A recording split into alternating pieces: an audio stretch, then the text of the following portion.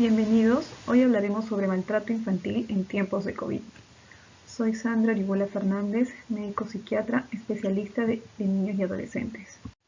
Comencemos nombrando algunas leyes que han sido creadas para proteger a nuestros niños y adolescentes. Tenemos en primer lugar la ley 30364, que es la ley para prevenir, sancionar y erradicar la violencia contra las mujeres y los integrantes del grupo familiar. La ley 3043, que prohíbe el uso del castigo físico y humillante contra los niños, niñas y adolescentes. El decreto legislativo 1297 para la protección de niñas, niños y adolescentes sin cuidados parentales o en riesgo de perderlos. La ley 30466, ley que establece parámetros y garantías procesales para la consideración primordial del interés superior del niño y recientemente la Política Nacional de Igualdad de Género. Hablamos de la Resolución Ministerial 186-2020, con la que se aprobó la Guía Técnica para el Cuidado de la Salud Mental en el contexto de COVID. Existen muchas otras, trabajadas de manera intersectorial entre el Ministerio de la Mujer, entre el Ministerio de Salud, también el Ministerio de Educación. Entonces, vamos a definir lo que es maltrato infantil y de acuerdo a la OMS, son los abusos y la desatención del que son objeto los menores de 18 años. E incluyen todos los tipos de maltrato físico, psicológico, abuso sexual, desatención, negligencia y explotación comercial de otro tipo que causen o puedan causar daño a la salud, desarrollo o dignidad del niño o poner en peligro su supervivencia. Pues decirles que el maltrato es un problema mundial con graves consecuencias, ¿no? Que es muy complejo y su estudio muy difícil.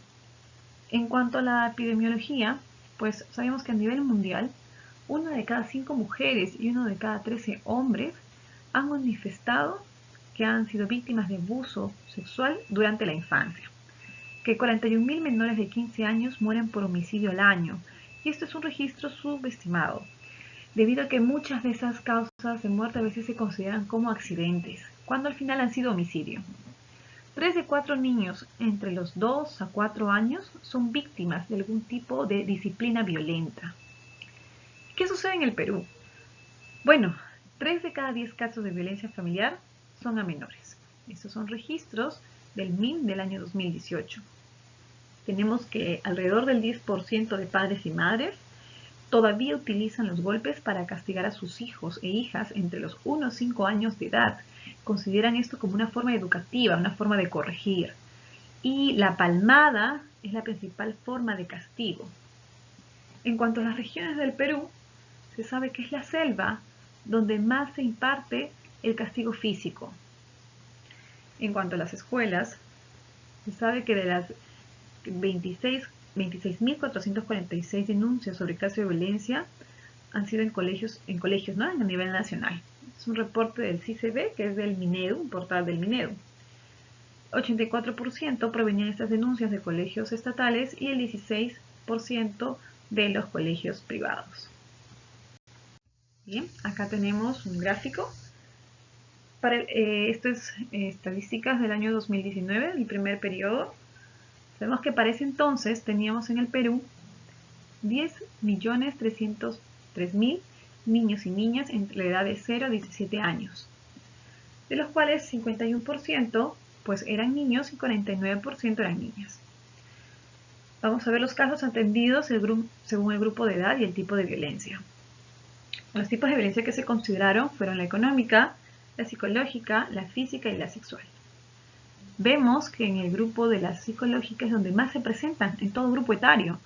Entre los 6 y 5 años tenemos 768 casos, de 6 a 11 años 1.582, del 12 a 17 años 1.289 casos. Ese tipo de violencia a veces es la que pues llega, pero con ya secuelas a un establecimiento de salud, ¿no? O la que no vemos, como se dice, con los ojos. Y la que tiene más repercusión, más consecuencias, es la que dura más a lo largo de la vida. Luego está seguida pues de la violencia física. Tenemos en un grupo etario de 0 a 5 años 478 denuncias, de 6 a 11 años 898 y de 12 a 17 964. La violencia sexual, igual en el grupo etario de 0 a 5 años, 116 casos, de 6 a 11 años, 488, de 12 a 17 años, 936. Debemos tener en cuenta que estos son los que han sido denunciados. Probablemente existan subregistros, ¿no? Y sean muchos más los casos. En los casos de violación sexual, entre los meses de enero y febrero del 2019, tenemos que entre los 0 y 17 años hubieron un total de denuncias de 659 casos. Y respecto a lo que era trata sexual, trata con fines de explotación sexual, entre los 0 y 17 casos hubieron 7. Del total de denuncias por violencia de todo tipo, que fueron en este periodo fueron de 4.356, tenemos por grupo de edad, ¿no? Los casos atendidos, de los cuales vemos que el grupo etario con mayor, donde hubieron más denuncias por caso de violencia, fue entre los 6 y 11 años, con un total de 2.978 casos. Hablamos hace un rato sobre los casos de violencia dentro de la escuela. Decía que este es un registro del año 2013 al 2019, registro del CICB, del portal CICB del Minedu. En total de casos reportados en este periodo fueron 26.446 casos, en la cual a la cabeza vemos la violencia física, con 14.370. Lo siguió de la verbal, la psicológica, la sexual. No menos importante, la violencia por internet o celular, que está tomando cada vez más auge, y teniendo en cuenta que ahora con el confinamiento las personas nos comunicamos más utilizando redes sociales, el internet, y probablemente esa violencia pueda incrementarse, ¿no? La famosa violencia llamada el grooming, que es el acoso sexual a través de las redes sociales. Bien, decíamos que del total de denuncias, 84% provenían de una institución pública y el 16% de las privadas, que el 54% había sido violencia ejercida del personal de la institución educativa hacia el escolar y 46% era entre los escolares. El 49% había sido hacia mujeres y el 51% hacia los varones. En cuanto al nivel educativo, el 55% de las denuncias provenían del nivel secundario, 36% del primario, y llaman la atención, ¿no? A nivel inicial no deja de ser importante, 19%. Estamos hablando de un total de 2.313 denuncias. Ahora, ¿cuáles son las consecuencias del maltrato infantil en general, ¿no? No solo en tiempos de COVID, esas también se pueden originar en tiempos de COVID, pero vamos a hablarlo ahorita de manera general. Tenemos los socioemocionales, como son de niños con depresión a futuro, ansiedad, retraso en el neurodesarrollo, cuando esta violencia es crónica, ¿no? Sentimientos de vergüenza y de culpa, una autopercepción alterada, una minimización personal, chicos con una autoestima baja, con dificultades para relacionarse con otros, con los adultos y con sus propios pares, dificultades para el autocuidado, ¿no?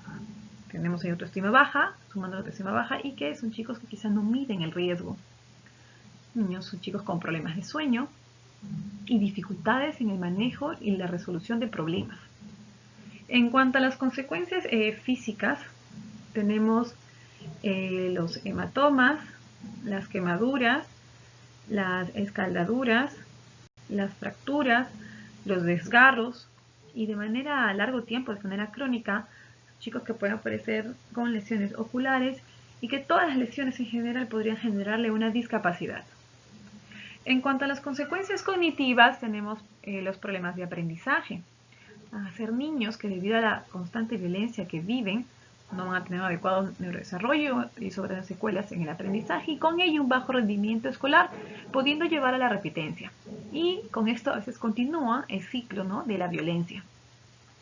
En cuanto a las consecuencias conductuales, pues chicos que van a presentar una conducta suicida, conductas autolesivas, dificultades en la expresión de sus emociones, dificultades en la regulación de sus emociones. A veces no entendemos, ¿no? Quizás son chicos impulsivos, oposicionistas, desafiantes, y los relacionamos quizá a su crianza, a una inadecuada conducta, que son chicos problemas. No, realmente hay que indagar y esto puede ser consecuencias de que han sido víctimas de maltrato de manera crónica, ¿no? A largo tiempo. Bien, entonces, ¿qué está sucediendo ahora con esta pandemia de COVID? Pues el COVID ha venido a alterar rápidamente el contexto en que vivían nuestros niños, ¿no? Tenemos que tener en cuenta que las medidas de cuarentena que ha sido necesario tomar, por ejemplo, con el cierre de las escuelas, con las restricciones de movilidad, el cierre de zonas de esparcimiento, ¿no? Han interrumpido pues la rutina y el apoyo social de los que recibían las niñas, niños y los adolescentes, ¿no?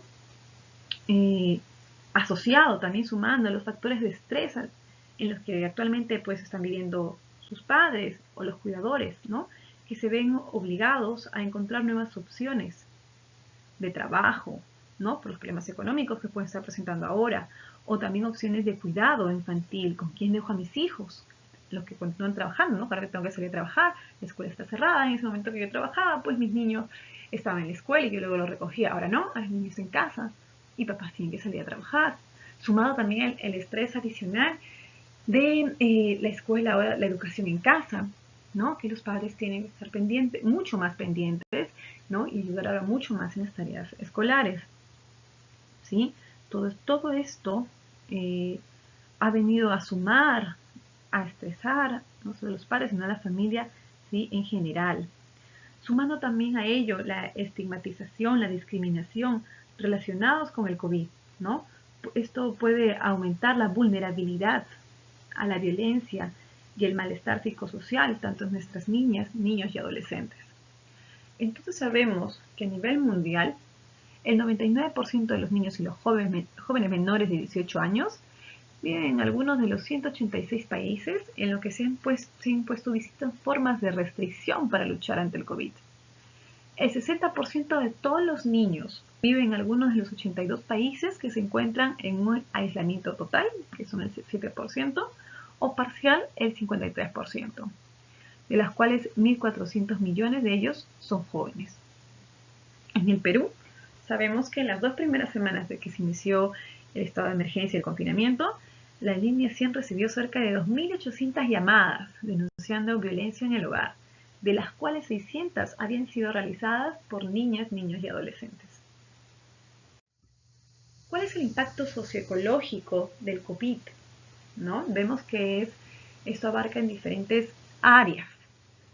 Por ejemplo, en cuanto a las normas estructurales, va a haber estigma, quizás contra ciertos grupos étnicos. A nivel de la sociedad, pues se ha originado una erosión del capital social, ¿no? de la economía, con una interrupción de servicios básicos o hay un acceso reducido a estos. En cuanto a la comunidad, se origina una alteración del sustento económico, una alteración en las relaciones y apoyo entre las familias, ¿no? Y existencia de un miedo generalizado al contagio, a enfermar. En cuanto a las familias, hay una pérdida de confianza, un miedo a la incertidumbre, lucha por los recursos que ya son de por sí limitados, con un acceso restringido a los servicios de apoyo comunitario, también a la educación y a los espacios de esparcimiento, ¿no? De recreo. También con ello se ha originado, pues, con todo lo anterior nombrado, mayores riesgos de maltrato, de descuido, de violencia, de explotación a los niños, de estrés psicosocial infantil y con ello un impacto en el desarrollo. En cuanto más específico a los niños, pues hay una afectación a nivel familiar porque se puede dar una separación si uno de los padres se enferma o con estos desplazamientos que han habido recientemente, ¿no? A otras ciudades. Hay menos acceso a servicios de apoyo social, sumando yo el estrés de los cuidadores, con ello mayores riesgos de violencia o de maltrato en el hogar.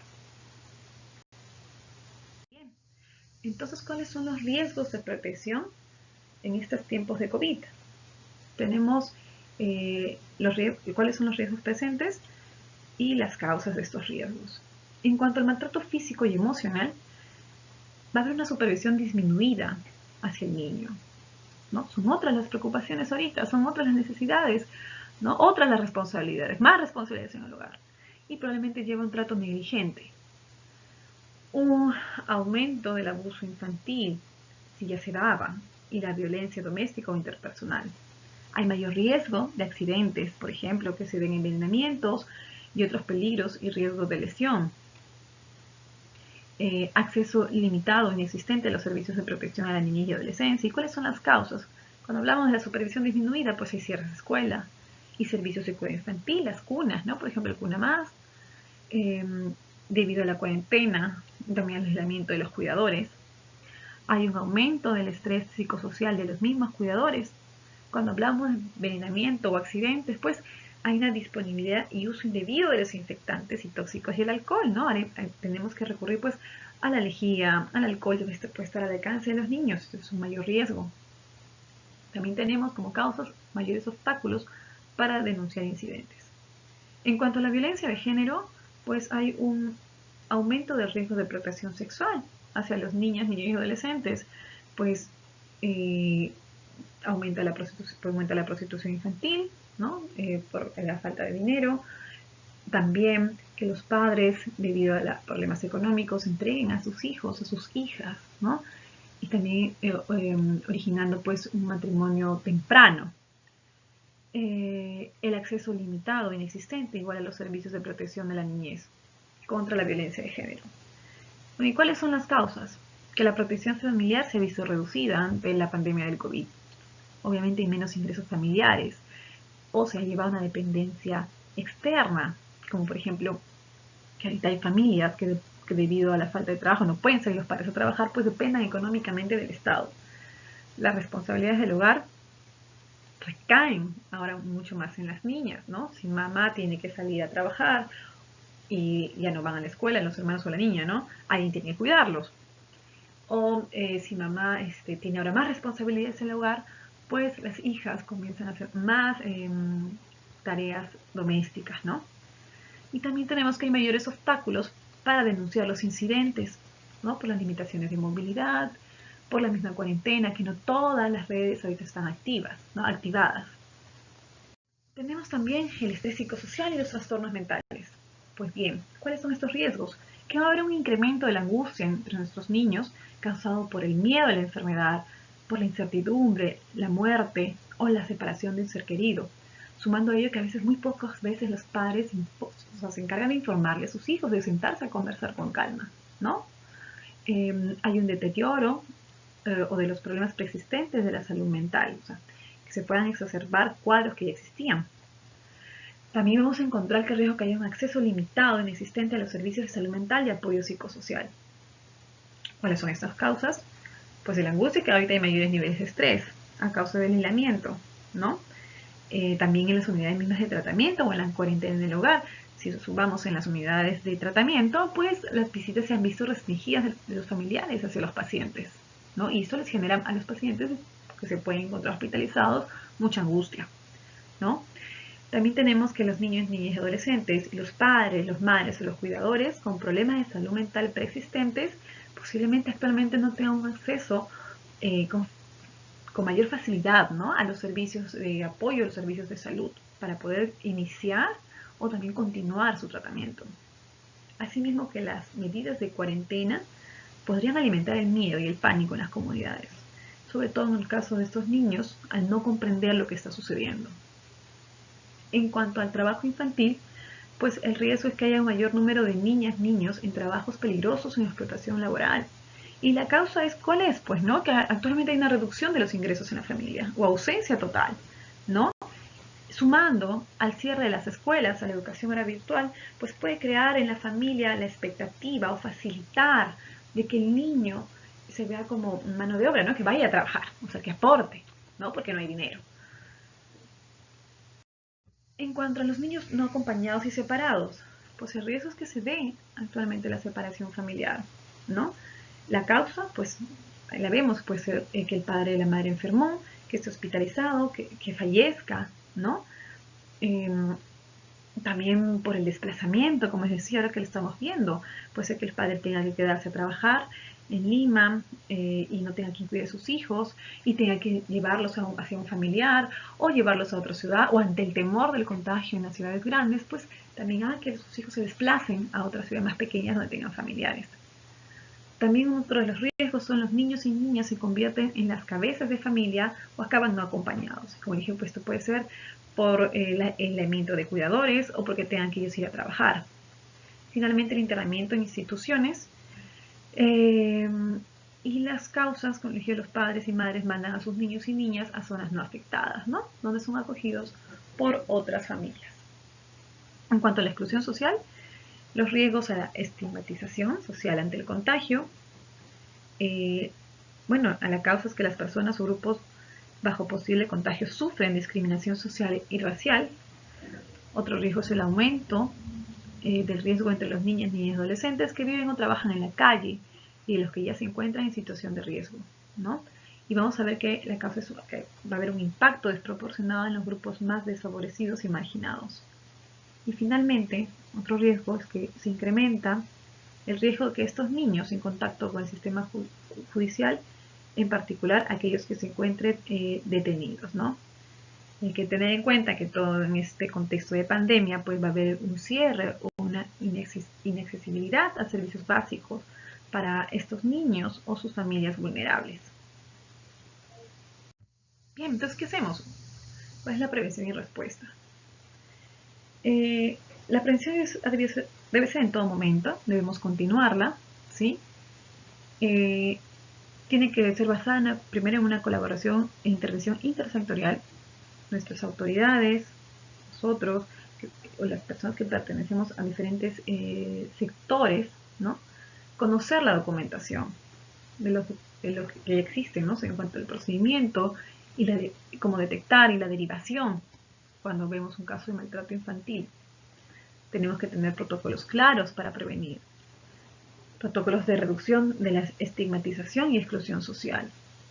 Y en todo momento, igual de manera intersectorial, pues el establecimiento de mensajes comunitarios claros, coordinados y adaptados también a la niñez y adolescencia, y lo que estamos viendo actualmente, ¿no?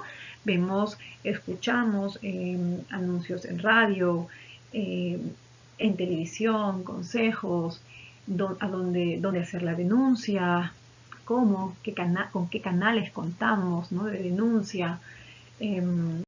También medidas preventivas como evitar el estrés, la ansiedad entre los padres y en los mismos niños, o medidas que se están tomando, ¿no? Por la salud mental de nuestros niños. Bueno, y en cuanto específicamente a salud, ¿qué podemos hacer nosotros? En primer lugar, acceso gratuito a la atención médica de los niños y adolescentes, y más aún en este estado de emergencia, en este contexto de COVID. Incluir medidas para la protección de nuestros niños en los planes de contingencia ante COVID, no solamente en nuestros planes, en nuestros hospitales, establecimientos, pues prever cómo va a ser el aislamiento, cómo va a ser el equipo de protección personal, ¿no? Cómo actuar ante un paciente con COVID. No, está bien, pero me refiero a incluir esas medidas de protección específicamente a la población vulnerable, entre ellos nuestros niños. Bueno, desarrollar procedimientos estándares y comunes para documentar y derivar los casos de maltrato infantil. Y esto es en todo momento, no solo en la época de COVID, ¿no? Debemos saber cómo actuar, cómo proceder, a quién comunicar, qué documentos realizar, ¿no? También saber nosotros e informar sobre los servicios disponibles ante la contingencia, ¿no? Como, por ejemplo, ya no hay consulta externa actualmente, pero podemos recurrir pues a la telemedicina, a la teleconsulta, las llamadas de teleorientación, ¿no? Y eso comunicarlo, porque son medios en que vamos a tener contacto con nuestros niños, y es la forma, tener contacto con ellos es la forma en que vamos a saber si están siendo maltratados o no por algún indicio, ¿no? Que podemos observar o que ellos nos van a decir, o que la madre nos va a decir. Establecer mecanismos seguros y adaptados a niñas, niños y adolescentes para presentar denuncias y realizar comentarios, quejas y sugerencias en los establecimientos de salud. Fortalecer la capacidad de tratamiento clínico en caso de abuso sexual, ¿no? Saber cómo actuar y saber quién va a proveer el kit de emergencia. Finalmente, colaborar en materia de apoyo psicosocial y salud mental y en la diseminación de mensajes para los niños, niñas y adolescentes y los cuidadores afectados por el COVID-19. Es importante saber si detectamos a alguno de estos niños con una afectación emocional. Nosotros primero, como son ellos a quienes nos llegan a nosotros, pues darle el soporte emocional, ¿no? Si vemos que necesita la atención de un especialista, pues derivarlo. Si en nuestro establecimiento contamos con el personal idóneo, pues derivarlo al psicólogo, derivarlo al psiquiatra. Si no es así, pues podemos derivarlo a otra institución, como los centros de salud mental comunitarios, ¿no? Que están atendiendo, algunos de manera física, otras de manera virtual, derivarlo, saber dónde se encuentra cerca de la jurisdicción de nuestra o la jurisdicción donde vive nuestro paciente y derivarlo. Ahora, es importante tener, esta es una cartilla de los signos de alerta del MINT, cosas que debemos tener en cuenta durante nuestra evaluación, que nos hace sospechar que hay una desprotección familiar y que el niño puede ser víctima de un maltrato, ¿no? Vemos algunos signos, yo los invito ya a leerlos, en lo que se trata, por ejemplo, donde el niño viene con afectaciones físicas, con conductas de riesgo como el consumo de alcohol, conductas autolesivas, vemos con conductas que nos pueden manifestar algún problema emocional, ¿no? O también describe, por ejemplo, la conducta de la familia, ¿no? Si vemos que son negligentes, que no hay una adecuada atención o que exponen mucho al niño. Les invito a leerlos. Eso es muy importante tener en cuenta cuando el niño llega a nosotros. Bien, entonces, ¿qué hacer? En primer lugar, hay que identificar la posible situación, ¿sí? Parece que tener en cuenta, como dije, esos signos de alarma. ¿Qué más información nos va a ayudar? Pues la entrevista con el niño, ¿no? El examen físico. Si yo veo golpes antiguos, recientes, ¿no? O los motivos por el que llegue el niño. La conducta de la familia durante la entrevista, ante las preguntas, hacia cómo se dirigen al niño, ¿no? Toda esa información nos ayuda. Es muy importante tener en cuenta que si el motivo por el que llegó el niño urge, ¿no?, la atención médica, hay que darla, en el sentido que si hay una violencia física donde peligra la vida del niño, hay que priorizar eso, ¿no? Si ha habido un abuso sexual, pues hay que priorizar eso y derivarlo a la especialidad correspondiente, ¿no? Por ejemplo, si yo sospecho, veo lesiones quizá antiguas que no requieran una intervención médica de urgencia, ¿no? O una afectación emocional, psicológica, pues bien, yo puedo en ese momento notificar, por ejemplo, la UPE, si yo sospecho que hay un riesgo en el niño, ¿no? Tengo 24 horas para hacer un documento. En todo momento, conversar con la madre, el cuidador que acompañaba al niño. A veces, durante la conversación, bueno, la mamá puede aceptar, no, sí, doctor, estoy estresada, tengo ahora más labor en casa, estoy en aislamiento, no hay dinero, mi esposo perdió el trabajo, tengo que ver las clases de los chicos y grito, le estoy pegando, ¿no? Eso no significa que vamos a, no hacer nada, no. Vamos a derivarlo, por ejemplo, a psicología, y advertirle, ¿no?, que va a ser probablemente necesario notificarlo, que quizá va a recibir una visita de personas que van a hablar cómo va todo, ayudarla. No que se sienta quizá amenazada, ¿no?, sino que es una ayuda para que toda la relación, el ambiente, la familia mejore. Ahora, si vemos, por ejemplo, que había una violencia física, un abuso sexual, como dije, primero hay que darle la atención médica y también notificar, ¿no? En este caso, por ejemplo, a la policía, al Ministerio Público, ¿no? Para que ellos ya intervengan, ¿sí? Y siempre todo con documentación. Lo que también podemos hacer es informar al cuidador, por ejemplo, a veces es la madre la que está siendo violentada y el niño quien presencia todo esto. Es un tipo de violencia psicológica, ¿no? Aparte de la UPE, yo puedo darle información, señora, usted puede hacerle denuncia a la línea 100, o al chat 100, ¿no? O al mismo SEM, a la de MUNA. Es muy importante que nosotros conozcamos con cuáles canales contamos para poder informar y ayudar a esta familia. Porque a veces no solamente es eso, lo que vemos en el niño, la punta del iceberg, probablemente todos los miembros de esa familia están siendo violentados, las personas vulnerables, ¿no? A veces la madre, el niño. Entonces, esas son las maneras de actuar, pero en todo momento sí es notificar. En caso que un hospital, por ejemplo, haya un MAMIS, un establecimiento, haya un MAMI, ¿no?, que son los módulos de atención al maltrato infantil y del adolescente en salud, yo lo derivo al MAMIS. El MAMIS cuenta con abogado, con psicólogo, con asistente social, quienes se van a encargar de hacer la denuncia, siempre escribiéndolo, colocando en nuestra historia clínica. Bien, con eso contábamos con las líneas como el 105, que es de la Policía Nacional, la línea 100, ¿no?, del MIN. En la línea 100 también encontramos el chat 100. Esto es más que todo, son líneas donde se brinda información a la persona afectada o también al presunto agresor, y también donde puede la persona hacer la denuncia. Algunos pueden hacerlo hasta de forma anónima, pero siempre dando los datos de la víctima, ¿no? El nombre, el apellido, la edad, la dirección. Esto se ha dado mayor auge debido a que ahorita con el estado de emergencia y con el cierre, con el confinamiento, pues se ha habido una limitación, ya sea en el SEM, la DEMUN. Entonces se ha dado mayor auge que invitar a que usen estos medios, ¿no?